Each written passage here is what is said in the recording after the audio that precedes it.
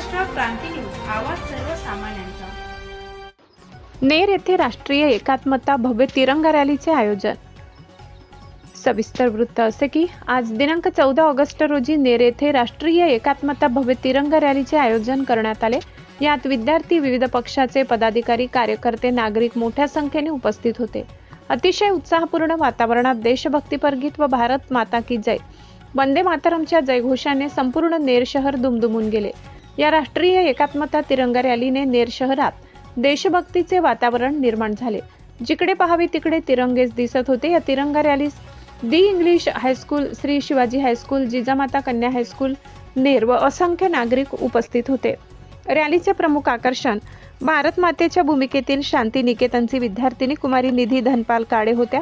रॅलीची सुरुवात क्रीडा संकुलन नेर येथून करण्यात आली। त्यानंतर रॅलीची सांगता मारवाडी चौक येथे राष्ट्रगीताने करण्यात आली। त्यावेळी विद्यार्थिनीचे मनोगत व्यक्त करण्यात आले।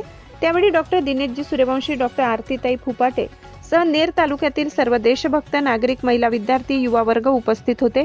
रॅलीचे आयोजन राष्ट्रीय एकात्मता तिरंगा समिती नेर तालुका यांनी केले होते। रॅलीला पोलीस प्रशासन, वन विभागाच्या कर्मचाऱ्यांनी आपली जबाबदारी चोख बजावली। क्रांती न्यूज साठी देवीचंद्र राठोड, नेर। अशाच नवनवीन बातम्या पाहण्यासाठी आमच्या महाराष्ट्र क्रांती न्यूज या YouTube चॅनलला लाईक करा, सबस्क्राईब करा आणि बेल आयकॉनला प्रेस करा।